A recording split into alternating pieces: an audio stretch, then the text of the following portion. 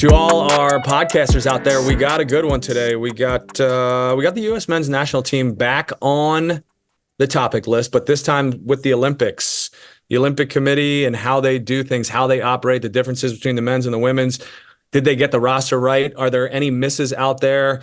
We'll also revisit the idea of Greg Berhalter being relieved of his responsibilities and the comprehensive review that the U.S. men's national team is going through right now.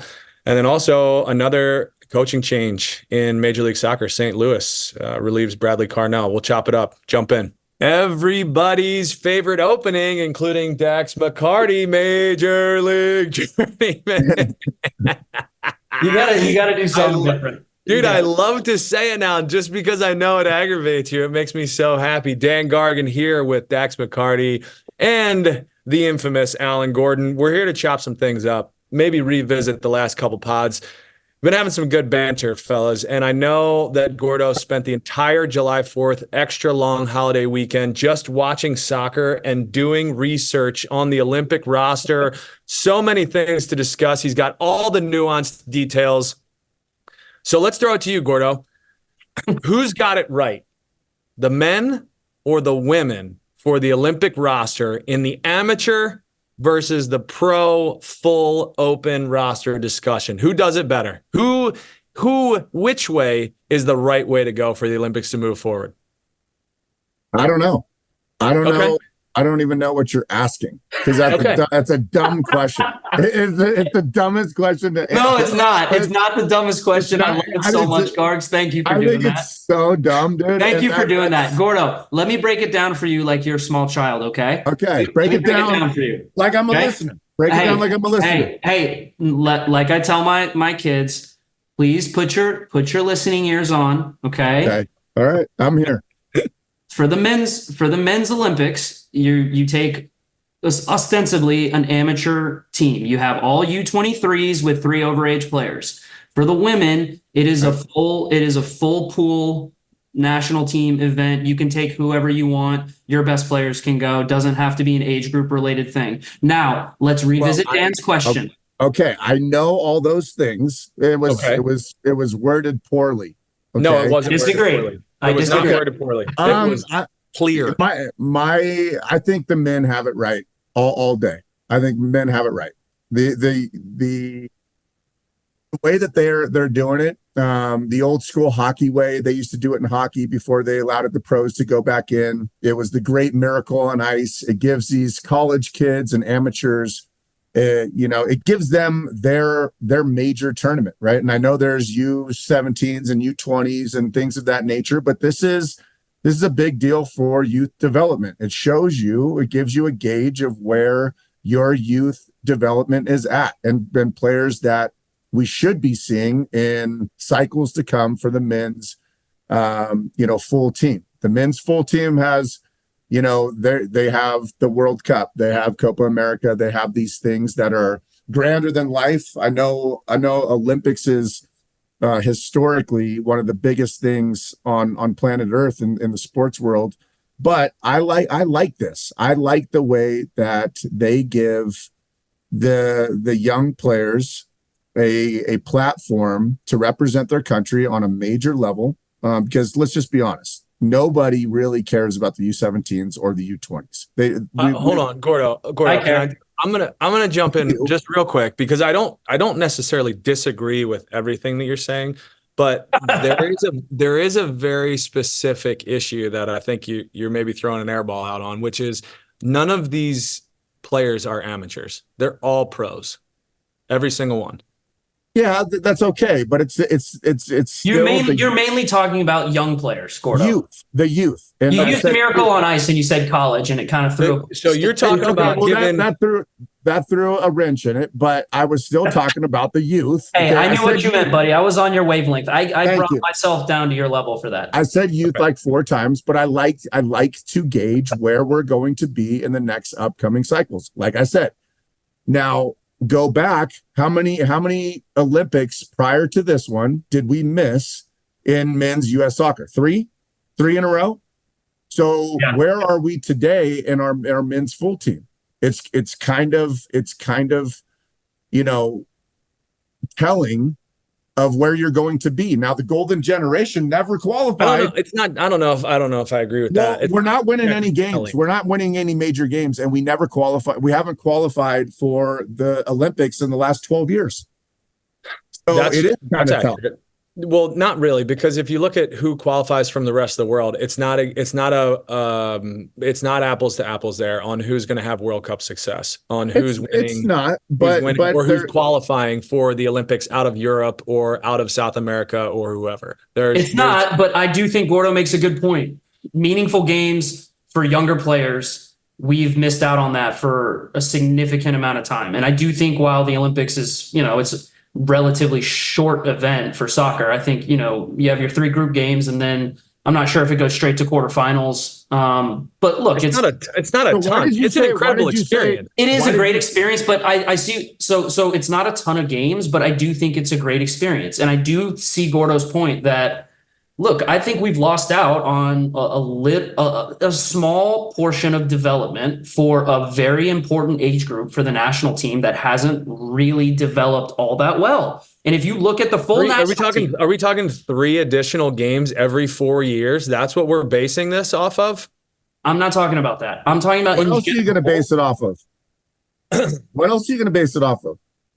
I don't think that you can base your argument off of our current generation of players missing out on 3 games at the Olympics on why it's not. It's a minimum of 3 games, right? But also it's the friendlies that you have leading up to the Olympics. It's the qualifying, right? It's the qualifying process. Like they go through the qualifying. They've been through the qualifying. They've been through the qualifying, right. And they haven't qualified. So you're saying that Copa America has no bearing on the World Cup because it's only 3 games. I said that last episode. I don't think it does. You don't. I don't. I disagree. I agree with Gordo. Then why did you change your stance to getting a new coach if it has no bearing? I think we missed our approach in getting the guys that you're talking about, these young players, actual games in an environment that looks different. These Copa America games are not comparable to Olympics and to what those games are. Not even close. My point was that we missed the way that we should develop our roster within a Copa America setting around some of these big time teams in this environment, setting our goals at a place that is not realistic for us to achieve. That's what I said. But the question to you, Gordo, which I think you answered, is you like having younger players, the U23s, being the way that this goes. Here's part of the problem for me, and Dax, I want you to jump in here. Part of the problem for me, though, is this is the Olympic Committee's doing. Like, from a historical standpoint, this was originally all amateurs, right? And then it was all pros. So it was whoever. And then they wanted it to be the Olympic Committee, or was it FIFA? No. So listen, it started with the Olympic Committee, and it was them wanting to keep it amateur. So that's how the World Cup started and why it stayed amateur. And then they changed it, I want to say in like 83 maybe, where, listen to this is kind of crazy. Only South America and Europe had to keep amateurs. Everybody else could keep their pros and could have a full roster. And then they changed it after that, I want to say in 86, to U23s plus the 3. So that's how it evolved. And when they did that, now with the commercialization of soccer and where that has gone with all of these other tournaments and games and windows, the pros, they can't get releases for these players. So the clubs won't release them. Like take a look at Miles Robinson. Miles Robinson's now, he's going to miss May, June, and July for his club because he's on the Copa roster and now he's on the Olympic roster. And these clubs are unwilling to release these players. I was chatting with a couple of these guys out in Kansas City, and they were like, man, the biggest hurdle right now is just to get players released. Yeah. 100% to play in the Olympics. Which shows you it's not, I think, as respected worldwide. And that's because FIFA, rightfully or wrongfully, wants to keep the prestige and the shine on the World Cup. The World Cup is the golden goose every 4 years. That is the mega tournament that they want all the focus on, right? If you open If it these up full to, national teams played, if these full national teams played, men's full national teams played, yes, right? Would that really take away from the I World don't Cup? think so. I And don't that's think it would why, either. and that's why I'm going to slightly disagree with Gordo in that I think that they need to open it up. And I think that they need to let federations decide who they want to bring. Because at the end of the day, it was a wonderful opportunity for me. And the only reason I went to the Olympics was because it was an under 23 thing, right? And I was age eligible and they brought three great overage players. But for the most part, I was playing well in my age group and we had a great Olympic team. We had a great experience. Unfortunately, obviously we went out in the group stage, but I think that experience alone changed my life and it gave me such a great platform to then, I think, right, like, can carry on to my club form, aspire to more. And I think these players, even guys that make the team, guys that don't make the team, of course, they're going to continue to dream big and want to represent the country and develop in their own way. But for me, just inside being an American, I mean, you guys know how it is growing up, not necessarily in households that maybe focus so much on soccer, right? We focus on all these different other sports. The Olympics is huge. Right, The Olympics are the Olympics. They're never going to. I don't think that it changes. But I think as Americans, we put more emphasis on the Olympics, right? As a nation, right? Forget about soccer. Of course, we all think the World Cup is the biggest tournament there is. But as a country, the Olympics is massive. There's nothing bigger than the Olympics for America. Do you think that's only because we win? Yes, the majority of that. Because America is the greatest country in the world, and we want to. Is that the only reason? Yeah, 100%. But again, here's my point, Gordo. I love your take on it because I do think that you do need to see what guys can cut their teeth at an international tournament, and maybe they don't always get those opportunities. But at the end of the day, I think you need to take away the restrictions and leave it up to the club teams and to the federations to choose who and why they want to, who they want to take and why they want to take those players, right? Because like to your point, Dan, you said in the Copa America, you would have loved to see more younger players get a run out at that tournament because it's valuable experience heading into 2026. Well, The same can be said about the Olympics. You can choose, open it up for all these teams that qualify, right? Maybe you have it so you qualify with U23s all over the world. And then once you qualify, boom, pick whoever you want because certain teams aren't going to release certain players, right? So you're going to have to work around that puzzle. And then you have to navigate, like obviously summer, like what players have played in what summer tournaments. Are you going to give a guy like Christian Pulisic a rest, or is a guy like Christian Pulisic going to say, I want to play in the Olympics? Like I want to do it, and my club team is going to let me. Mbappe and Messi have both said they wanted to play in the Olympics. Exactly. So my point is this.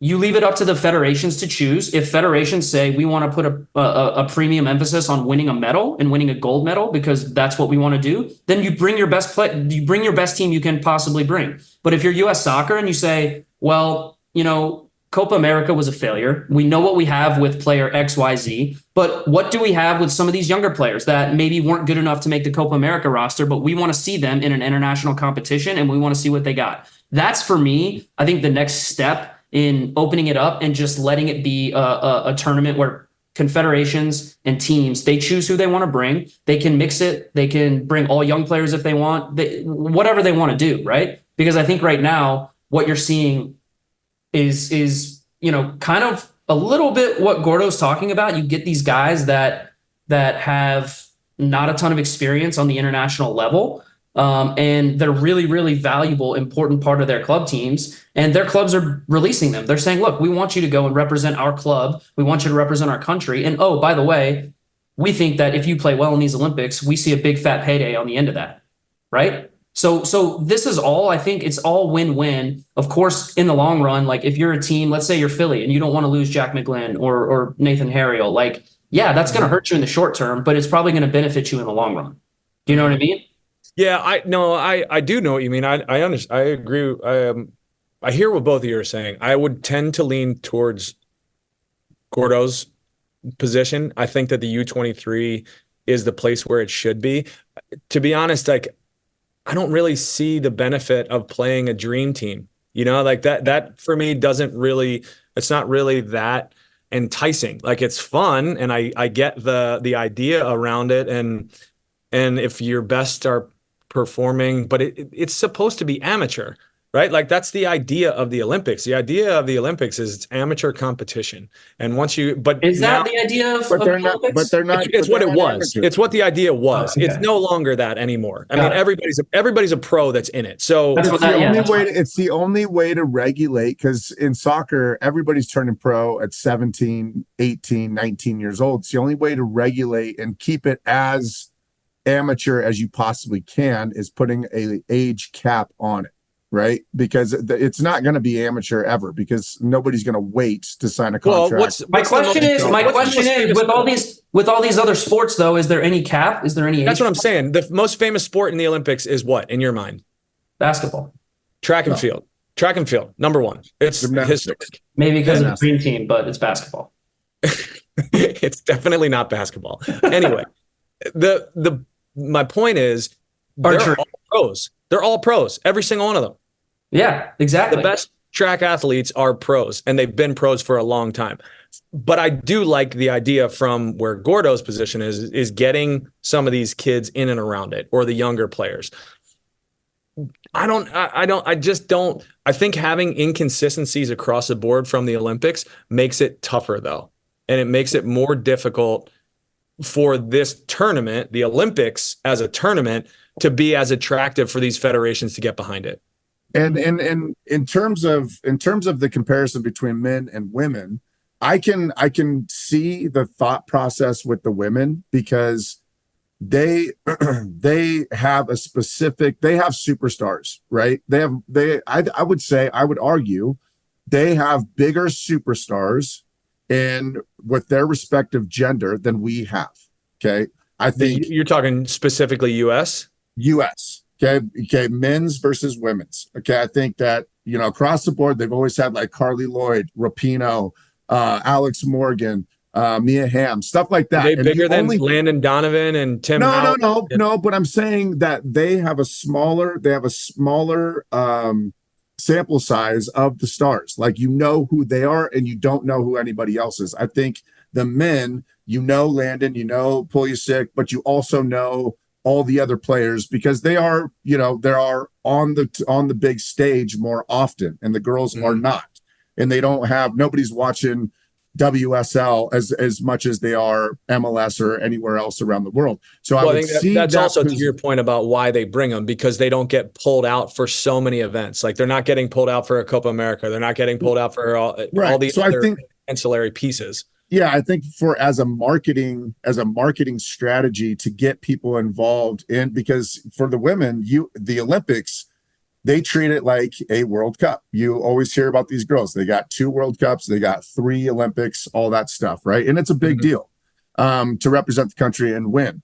However, I still would argue, and I want to see the young girls that we don't know becoming stars at an Olympic, and that's what you see. And I misspoke, Dax. I do care about the U17s and U20s, because I think the best thing about it, I don't think the greater population does, obviously, but as a soccer fan, I love it because you get to see who is like ripping it up. That's where Maurice or Freddie Adu. Remember him, dude? Right. Remember the highlights of him in the U17? Yeah. I didn't need to see the highlights, Gordo. I was his teammate, and that was kind of that's because he was one of the overage players playing as a 14-year-old. True. Exactly. Lost birth certificate. All right, lost birth certificate. But I think Gordo, on the women's side, though, it's interesting. It's interesting because Emma Hayes literally just did this for this reason, left Alex Morgan off the roster to play younger players. That's my point, though. That's my point on the next crop of players. Yes. And let the coaches and the federations choose, because at the end of the day, yes, of course, you want to send your best team available there, but also federations have to decide what they're going to prioritize. Of course, you want to win every tournament, but sometimes I think we need to take a step back and realize that, hey, maybe winning this tournament isn't the most important thing, rather than seeing what we have coming through the pipeline and this next crop of players who can contribute for our national team for a number of years moving forward. Because the ultimate goal, if you ask anyone that follows the sport, the ultimate goal isn't to win a gold medal in the Olympics, it's to win a World Cup. That's a fact. So Mhm. the Olympics Yeah. as a springboard to see who you can use. And I can also say, look at my U20 World Cup team and my Olympic team. You had numerous guys from both of those teams go on to contribute for the full men's national team. Numerous players represent the U.S. in a World Cup. So to Gordo's point, way back 30 minutes ago, whenever we started this conversation, Dan, when you were kind of crapping on Gordo's argument, it is a little bit of a lost opportunity when we haven't qualified for all of these Olympics because we have missed an opportunity, however small it is, to see how some of these guys do on a bigger stage. Because there's a massive gap right now. If you look at the full national team, you have Tim Reed, and then you have 25-year-old Tyler Adams. Where are the players contributing in between those two guys? Where? In those age groups? They don't exist. And if you look at every other national team around the world, those are the biggest contributors to a team and to the team's success. So, like you said, Dan, in our last pod, the three categories of players that you need to be successful: old veteran guys, guys in their primes, core group of guys, young players. We are highly significantly missing out on that core group of players. And look, whether it's because we qualified for the Olympics or not, that is a missed opportunity for our country to improve players and to get them better and to get them experiences at the higher level. So that's where I was with in terms of like, I do agree with Gordo a little bit in that it is a massive missed opportunity that we haven't been able to take advantage of these last couple Olympic cycles. Okay. I see it. I don't know if it directly correlates. Maybe not, but it has a small part in my opinion. Yeah. Not a huge, not a massive thing, but it is to me a small part because if I look at my Olympic team, by the way, let me go ahead and read you off some names. Guys who have contributed, played in World Cups for the U.S. Your current roster. Marisa Adu, Stuart Holden, Charlie Davies, Benny Feilhaber, Josie Altidore, Brian McBride, Brad Guzan, Sasha Kleshchin. I mean, dude, those are some serious contributors to our men's national team over the last 20 years, right? And so, listen, I think they were always going to develop into good players, but I know for a fact that Olympic experience absolutely helped them and catapulted their. Right, but like that's kind of my point, Dax, is like, okay, read the list of men's national team players now that didn't participate in Olympics, and they're at Juventus and AC Milan and the here and there, and that's really thinning out our pool. I get what you're saying. It is. If they would have qualified for the Olympics and had that experience, maybe they would have advanced out of the group stage at the Copa America. Maybe they would have. For sure. I want to correlate that. Panama. I'm really trying to correlate that. God. All right. So next step, do you feel like we missed, or do you feel like there are any misses on our roster heading into this Olympics? Would you have done anything differently? And I'm not asking you to go player for player here, Dak, but I would like to know if there are names. I would have. You thought you would have changed some things. Listen, I can't go a single podcast without somehow incorporating the team that I am currently on and trying to use that into the podcast. But what I will say is, with Atlanta United, we unfortunately just got our butts kicked by Real Salt Lake in Salt Lake, and Diego Luna was absolutely fantastic. I'm glad that's where you're going, because that's where I wanted to go. Why is he not on the roster? This makes no sense. Let me explain. He was the best player on the field, and we played against them. So when I was on Nashville, let's say two years ago, 2 preseasons ago, we played against the U23s in a preseason friendly, and Diego Luna was playing, and he was fine. He was okay, but to me, I was like, he looked a little bit unfit. Out of shape. He looked a little bit unfit, and he didn't really have a big effect on a game. I know it was a preseason game, whatever, but I was like, he's okay. Yeah. Fast forward 2 years, the kid is an absolute stud. And he's the best U23 player in the league. So for me, not close. So for me, it came down to, I know Marko Mitrovic. He was my assistant coach. Marko Mitrovic, head coach of the Olympic team. Me and Gordo played for him. He was the assistant coach with Chicago Fire. I think it came down to what overage players are available, what overage players can we bring, and is it going to be Diego Luna or Georgi Mihailovic? If we can get Georgi Mihailovic released from Colorado, the preference was Georgi. That's clear, because Marko has a relationship with Georgi. He's known Georgi for years. I'm curious what Marko has seen in the U23 camps that we don't know about that led him to the decision to say, I'm not going to bring Diego Luna, who's age eligible, but I'm going to bring Georgie instead. Clearly, there's something that he has seen, and maybe he'll answer the question if he's asked in a media availability. I don't know. But for me, it came down to that. Georgie Mihailovic versus Diego Luna. So, look, I think Diego Luna should be there. He's not even on the alternates. Hold on. Before we go there, Dax, explain to me how you can't take Georgie and Diego Luna based on the U.S. men's national team inability to score goals at every level. You can take both of them. I agree with you. But here's the problem. This is what I was going to reference before you moved us on in my issue with the Olympic team and with the Olympics in general, men's soccer.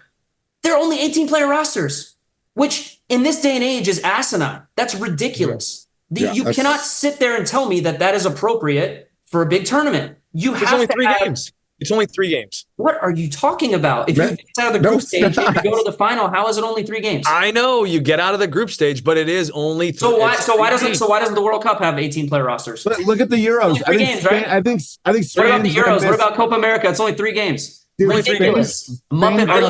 Dude, it's always been an 18-man roster for a game day roster for having alternates. No, 23. It's always been 23. Yarks. It's always on been the game day roster. Yes, in the World Cup, you have a 23-player roster. I know that because I was always number 23.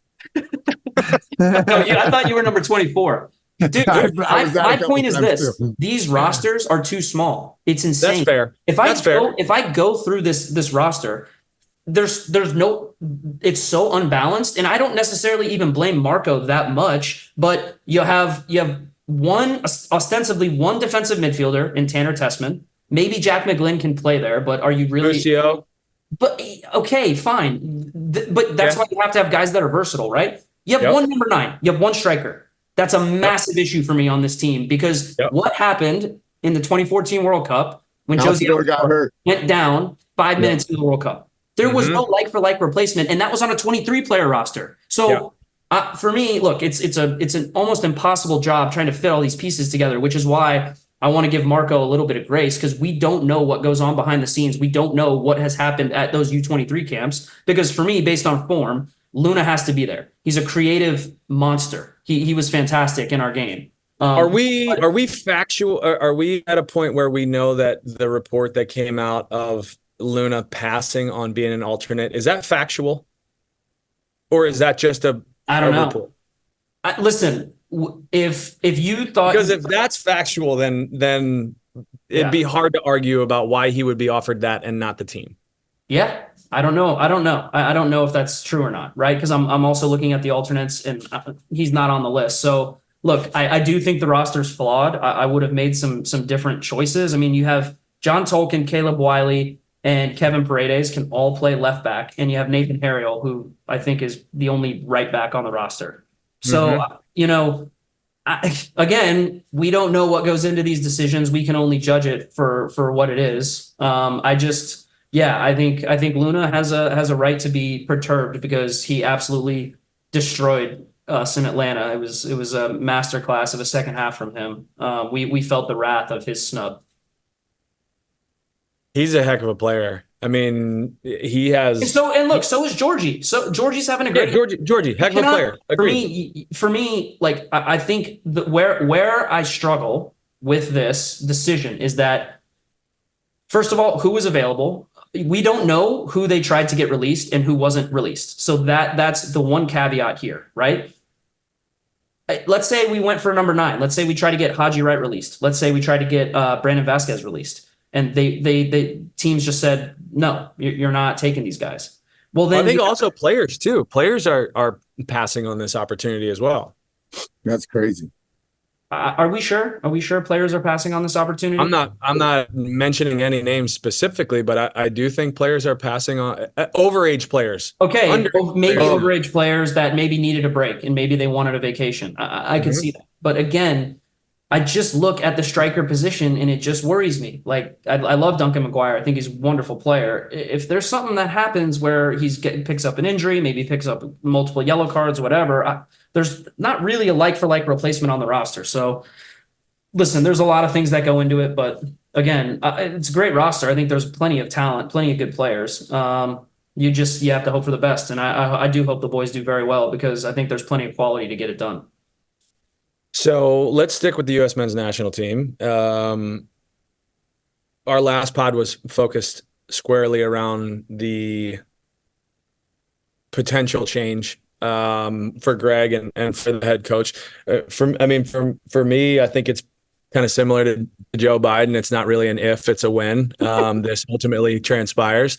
Don't bring politics onto the Journeymen podcast. Hey, that's just saying. I think that's what's going to happen. There was not an endorsement one way or the other. I'm curious now that you've had 5 days, you've had some time to kind of let it sink in. Have you thought about ultimately who you would want in the position? Have you thought about, is it a foreign hire? Is it an American hire? Is it a best available? Like, in your mind, are there clear candidates for you? Gordo, do you have, we touched on a couple. Have you given it any more thought? I'd be lying to if I'd said I know all the candidates that are available this summer. I've been focused on the 2 home runs in Klopp and Pep, right? Pep is about a 1% chance that that'll ever happen because he has a current club. Klopp, I hope that they're messaging him and trying to entice him with some good dollars. So Pep also wouldn't be available, I think, until like 25. It is the earliest he'd be available. Right. So that's not going to happen. So I think Klopp is a good one that's been taking the majority of my mental space, which isn't a lot. But then you go and you see Jesse Marsh get to the semifinal with Copa America, and what he's done in transforming, and that's solidified. Okay, that's solidified for me because through our conversation, I was kind of on the fence and whatever, and through our conversation last pod, I was almost 100% certain, if there was a candidate, if there was a coach that, had a good pedigree and had a different style of play and could convince the board that he could get more goals out of this or out of our current roster, I would make a switch. And, Jesse doing what he's done. And sometimes you just need another voice in the locker room. And we went over I'm not going to go over it all, again, but the players are content. We're not scoring goals. There's a lot of issues. And for us to go into a World Cup after what just happened, I'm just not about it. I'm not about it at all. I'm like 100% like, go find somebody else, give us another look, something more dynamic and something that's going to create more points on the board for US soccer. That's plain and simple for me. All right, Dax, conceptually, 10 words or less, are you in the same mind space as Gordo? Yes. Okay. That's done it. You got, hold on, you got 9 words left. Thank you. I did great. That's it. I'm good. Thank you. 9 is fair. Did you guys, let me ask you guys a question. Did you see the interview? Because it sums up kind of how I feel. Did you guys see the interview Soccer America did with Tab Ramos? No, did not. I thought it was brilliant. And I thought, essentially, I'm not going to quote him. I'm going to try to paraphrase. Essentially, what Tab said was like, listen, you have a 2-year window. You have a 2-year window. Oh, you're talking about the, I know what you're talking. Is this the learning on the job quote? I don't know. Maybe not. I just saw Tab Ramos. I think he did an interview and they asked him about the national team. And he essentially said, you have a 2-year window here where you go and you find the best available possible coach you can find. And he said, international coach, to come in and to really challenge these players and to really like challenge them and think outside the box a little bit and do things a little bit differently. And so by the time the 2026 World Cup rolls around, you have someone and you essentially say, you have 2 years, right? You have 2 years to build up through that. We'll pay you whatever you want. And it's your job until the 2026 World Cup, come lead us to glory, whatever. But he wanted just to see something different. And he wanted to see the players challenged a little bit more. And a fresh perspective, someone who didn't necessarily have ties to US soccer before, or to MLS before, or to whatever, right? Someone to US soccer, I think. Sure, to US soccer, and just someone that was going to come in and say, this is how I'm going to do it. This is how I see it. This is how I think I can get the best out of the players, and you're going to give me full autonomy to do what I need to do, right? And so that in no uncertain terms is kind of what he said, right? And so I find myself leaning towards that and agreeing with that frame of mind, because let's look at the last 10, 12 years, right? It's been okay. We've got great players coming through the pipeline. No one can disagree with that. Now, the results in the biggest tournaments have been meh. They've been okay. Like the last World Cup, I feel like, we played pretty well. We won 1 game out of 4. Okay, great. Even with Bruce, right? Like we didn't qualify for the World Cup. The last World Cup that we were in, that everyone was like, oh my God, was with Jurgen. We had a couple good performances, but Tim Howard basically saved us ridiculously against Belgium. And then, right, we kind of flamed out in the group stage. And when was it? Was it? I can't remember when. No, that was against Belgium. We lost in the quarters. I just look at our tournament performances for the past, call it 12, 16 years, and they've been okay. They haven't been great. They haven't been catastrophic. They've been okay. So why not do something really bold, really adventurous, and say, let's go try to get the best possible candidate we can get. Let's pay him whatever he wants, him or her, who knows, right? And then you just take the chance and you see what's going to happen. Because for me, I've seen enough to say, like, we know what this team is under Greg. Like, we do. And we've seen it. And it's kind of stagnant. It's not good enough. We talked about it last pod. It's just with this team, like, we all expect and want more. So that's kind of where I'm at. Okay, so let me ask one follow-up question, because I think I did read an article with Ramos that said that's what he was referencing in the one that I read, which is basically like, and it's probably pointed more at domestic coaches, at U.S. coaches, but no learning on the job. This is a 2-year window. It's someone to come in with a clear plan on how they want to execute. So it's probably the same thing. Yeah, that same place. So follow up to that, Dax. Let's say Jurgen Klopp's not available. Okay. Now, obviously, there are other coaches out there that are not as sexy of a coach or as sexy of a hire as Klopp is, certainly. But at that point, if you get past Klopp, which would be option 1A, 1B, 1C, 1D, 2 through 10, would you consider Steve Cherundolo, Pablo Mastroeni, Jim Curtin? Absolutely. Now that's a little bit different, and that's a little bit of the potential. They haven't coached the national team. They've been involved in the national team. They've been around the national team. Pablo and Steve have certainly participated in World Cup cycles, have been deeply entrenched in that. Jim less so, but Jim more experienced, arguably, as a coach in leading with a specific style on how to implement that potentially in a short-term way. It's a fresh voice. It's a fresh voice and a fresh set of eyes and a clean slate for every player in our pool. And also for a coach to come in and say, I am not your guys' best friend. I am here to make us successful. And I don't care if you play for Real Madrid or if you play for Birmingham City or Coventry City or wherever. If you're playing well and you're in form and you can make our team better, you're going to play.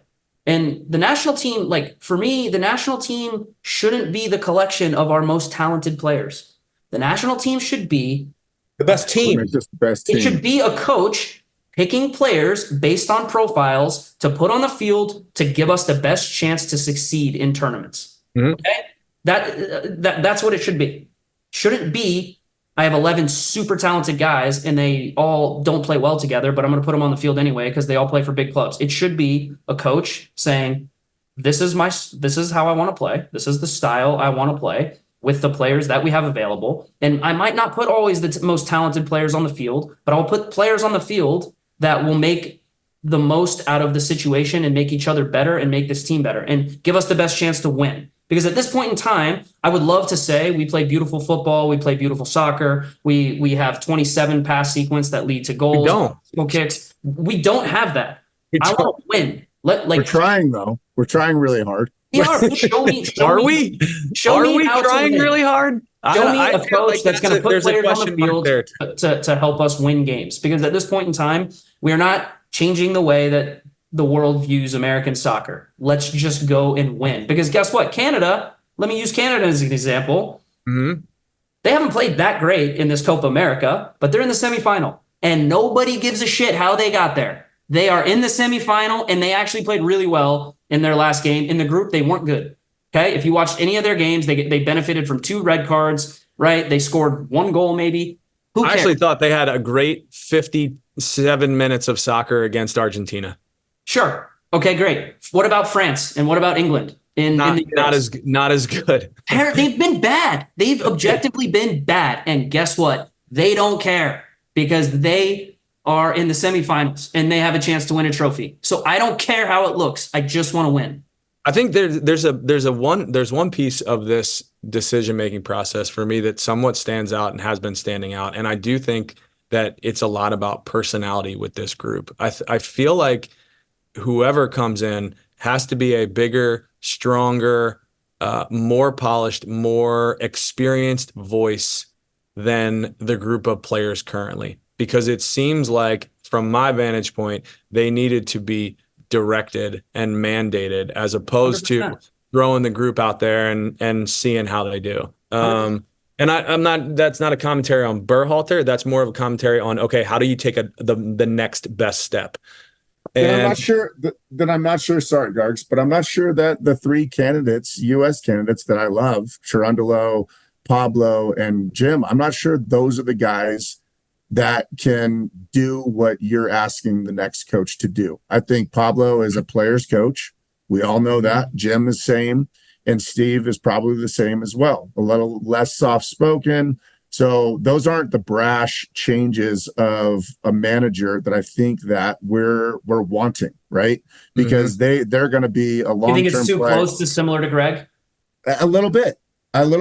You know, and I think that you guys are both spot on, man. I think that if we make a change, it needs to be one of those guys that comes in that doesn't know these players, that doesn't give a shit about hurting their feelings.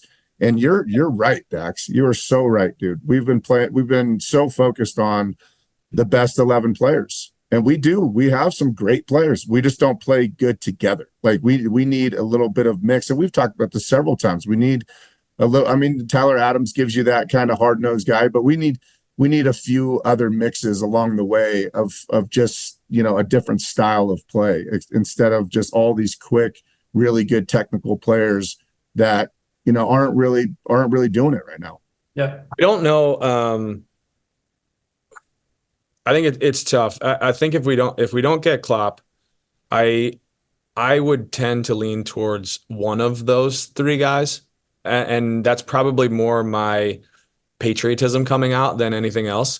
But I also think that none of those 3 guys, because of how distant they've been from the national team, I don't really think they have any connection to any of these players in any real way, substantive way right this second. And I do think that, I don't know if I want to rank them in terms of like where I would go, but I also think that Steve and Pablo probably have a little bit of an edge there for me over Jim in having gone through and worn the crest as often as they did and or the badge as often as they did, and the passion that both of those guys have, where I don't think either of them would give a shit about what any of the players on the field think at this point if they weren't giving everything that they had towards the blood, sweat, and tears that I saw Steve and Pablo put out on a day-to-day basis. And Jim, I think, is, of the 3 candidates there, I think Jim is probably closer to Greg and to his approach. He is very calm, very level-headed, very, you know, all of those things, which I think is good qualities, is why his players love him, right? And why he's gotten out of what he's gotten out of. Obviously, they're not in a great run right now. We did talk a little bit about that offline. I don't think that Jim's going anywhere from Philly. I mean, their roster was decimated. They've been selling players. They haven't bought anybody. Like, I think that I'm not concerned about him losing his seat. Here's the But reality of the situation to me with U.S. soccer. okay. Sorry to interrupt you, Dan. They, to me, what they're doing is, and I don't know if you guys saw, but it was either during Copa America or the Euros. One of them, Fox, had a report that said that they will have a decision or something. They will have the review done, and they'll have Supposedly this week. Is that they'll right? have more clarity on Greg this week. Okay, whatever that means. Right. If you're U.S. soccer, and for me, what they should have done or maybe did, you reach out to your top 2 or 3 candidates that aren't Greg, and you say, "This is what we need. Are you interested? If we can get the details done, would you come?" And if you get a yes from one of those 2 or 3 people, whoever they are, then you have to move on. If not, then it seems like U.S. soccer. This isn't what I would do. This seems like kind of a pattern of what U.S. soccer would do. Seems like they're going to stick with Greg, and it seems like they're going to stick by him because, kind of to your point, Gordo, maybe the other guys, maybe they feel like they aren't ready. Maybe they feel like they're too close to Greg. Maybe they feel like, well, why would we fire Greg if we're just going to hire someone that's kind of similar to how he would run things or how he would do things? Like, well, they're looking at it like, well, what's really the point? Like, yes, there's a lot of external pressure. Everyone can feel that. Everyone can see that. But at the end of the day, you make the decisions based on the information available to you. And you don't make decisions based on external pressure most of the time. Sometimes, yes. But at the end of the day, I think U.S. soccer, they have to kick the tires on a couple of their top other candidates. And if they did and they got a bunch of no's across the board, I think Greg's going to be back. But if they got a yes, then I think we'll be hearing an announcement here that says, hey, look, we're going to move on from Greg and we're hiring so-and-so, Alan Gordon. It's got to be a desirable job, don't you think? I mean, I think for sure. Think if you're a big name coach, think if you're Jurgen Klopp and you come here, you look at what the U.S. has and you think, okay, I don't know if I can get them to do what I need to do to be successful. Am I going to put my reputation on the line for 2 years? You know? Yeah, that's true. It's a desirable job until you look up and down the roster, and maybe other coaches don't see the talent that we see. I don't know. Yeah, maybe. You don't know. It seems like for Klopp, I think it would be a brand builder for him to expand. And I mean, I would have to think these guys have to be thinking 2 to 3 steps ahead at all times, not just what's next. I wish so much that Mourinho was still a free agent. I think he would be perfect. It would be so electric because he's exactly what we're asking for. He would be must see every time the U.S. got together. I don't know if we get better results though. Well, he would take all the pressure off the players. That's true. He could absolutely get results, Dan. What are you talking about? It would be so ugly, but he could get results. Park the bus. Dude, he could get results. Don't say he couldn't get results. He could get results. Yeah, I don't know if we would get like a better product of the style of play that we want to see. It would be horrible, but he would win. Yeah, he could. But we don't care. One guy who is available, Bradley Carnell, and the move that St. Louis made. I'm interested to hear what your guys' opinions are. Obviously, I'm a little bit closer to it, being in the marketplace and kind of watching and hearing their transactions and seeing kind of the way that they've built things. For me, I found it to be really odd timing, just most specifically. But Dax, I wanted to start with you. What were your thoughts when you saw that? Is that just another casualty of a bad start to a season? I was surprised. I don't think so. You're surprised. I think it's different. I'll try to be succinct with this. They overperformed last year, like crazy. Yeah, there was zero chance that they deserve to be the best team in the West, top of the West. No chance, based on the personnel they had, based on any metric you want to go by, based on the eye test. Okay, they had every single thing that could go their way. It went their way. Yep. So for me, if I'm the technical staff, I think you have to plan for a correction. Okay, you have to plan for a little bit. There's guaranteed to be a regression to the mean. That's my point. There's guaranteed to be a correction and a regression back to the mean, right? So With that said, are you going to add pieces that are going to make this team better and be able to withstand that regression, or are you not? And they overwhelmingly did not. Okay. They did not do anything in the transfer market. I think they got Durkin, right? Who's a really solid player, but that was a little bit of a weak spot for them anyways. Yep. That was a spot that they needed to add players, right? And Durkin, he was a little bit unproven. I like him. I think he's a good player. A little bit unproven, right? Probably not like an all-star level caliber defensive midfielder that you need. Leuven was obviously a fantastic player, but again, question marks about his health have always been there. And for me, like, I think St. Louis, I think they've already done some business in the transfer market in the summer window. So you're bringing in these new players who are supposedly high-level players who are going to help your team, and you don't give Carnell the chance to work with them. It just feels off. It felt harsh. It felt really the timing of it just seemed odd, because you go through an expansion season, right? Which you're naturally going to get a massive bump because of the energy, because of the unexpected details around, teams coming in from out of town, having to play in a brand new building, and their style of play. The new car smell and the new, yes, all of it is brand new to the league. The collection of players, the way that they play, the way they react together, all of it, right? So you're expecting them to perform. They clearly overperformed. They got every bounce that they needed to get. The 1-point ties that ended up with a goal in the back of the net because they passed the ball to Klaus and it ends up with 3 points. Those things obviously stacked up, and they started to come back to earth later in the season, right around August. I think it started to appear that things were kind of wearing off. The magic was not quite as exciting or as efficient. And then you go into the offseason, and to your point, I still think that they dealt with injuries for some of their starters, or some of their expected starters. One of the DPs, a kid, Nielsen, the center back, never really got on the field. So like they're dealing with some things, especially with a lower end budget roster, right? But then you extend Bradley Carnell in the offseason. So after 1 year, you sign him to a new contract, which for me, I didn't quite understand that move. I don't, it's kind of unnecessary. So like, is it harsh to not extend him? Maybe, because he's had an incredible year, but you're not in a position where you really have to do that from the club standpoint. And if you're not going to do it for players, which I don't think that they did for players, then why would you do it? Why would you do it for a coach that, you're basing a lot of this stuff off of unrealistic expectations right away, right? So then you come in and now they're not the worst team in the world. They're not great. They're not good. There's something off there.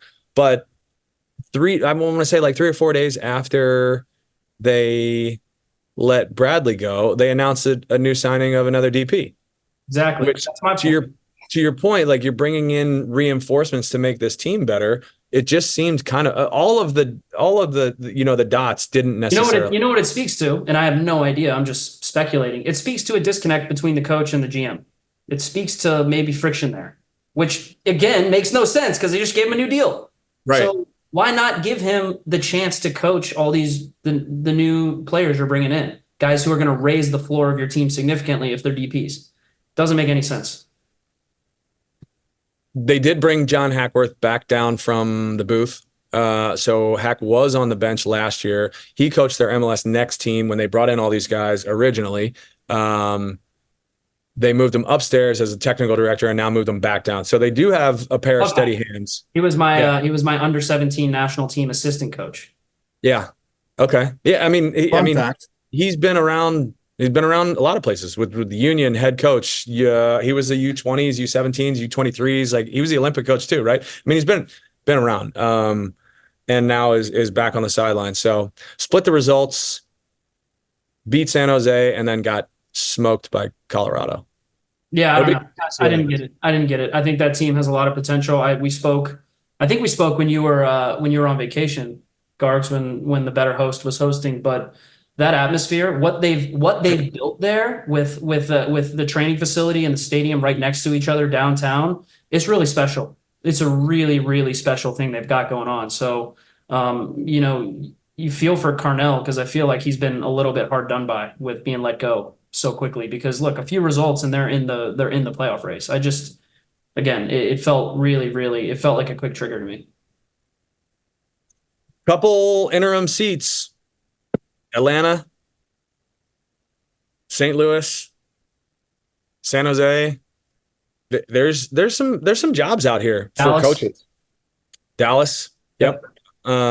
There are some jobs. All right. So quick question for Gordo. Gordo, if you're a GM and you know that there are other jobs available, are you trying to pull the trigger as soon as you can to get a new coach in, or are you getting through a summer window? Like, this was the question I had, are with this summer window and all these coaching vacancies, our teams, this is more of a question for you guys from the outside, because obviously I'm still in it, I'm still playing, but like, if you're a GM, like, are you looking to bring in new players to help teams, or are you waiting to get a coach and then sign players? What are we thinking with in terms of the timing? I mean, it's so hard to answer that because each team is different. Each team is unique and different and has different needs. Okay. Right. I've always been an advocate, and I've seen it, and all of us have seen it. When the GM is signing players that don't fit the needs of the coach and they're not on the same page, it's a disaster. There's not a coach good enough that can take this hodgepodge of, the GM likes him, maybe he got a good deal, whatever, and you got all these pieces, and then he's got to figure it out. I'm not about that at all. So I would go. A coaching addition is necessary. Yeah, dude. I would start. I mean, if your team is in a position that you think you need a new coach and you need a new coach, I would start offloading players and getting value for them, getting money, getting TAM, getting Blue, getting that monopoly money, and then I would get the coach that I want first. So you're going into a process. Okay, that's a rebuild. Well, I mean, like I said, it's all different, right? If you think that you have a squad, then that's an easy answer. You're going for a coach, right? So, but if you don't think you have a squad, then make some moves, get rid of some players, and start looking for a coach. I mean, but the coach and the GM that's my point, is they got to be in sync. And I would rather, if I was a GM, I would rather have my coach in place so we could have some dialogue about different players that we're going to bring in. So to your point, if I'm in that position and I think that we need a new coach, I would absolutely fire him sooner than later, because there's a lot of competition out there. There's going to be a lot of interviews, and you want to be out in front of it. I agree with that. Coach GM, most important relationship in sports, especially soccer, because it is such a qualitative assessment of all these players, qualitative appreciation. Thanks for wearing sleeves today, Dan. Hey, listen, don't expect it. Okay. Summer left. I'm disappointed. I might just roll sleeveless. How's the mullet looking? Mustache. I need a haircut.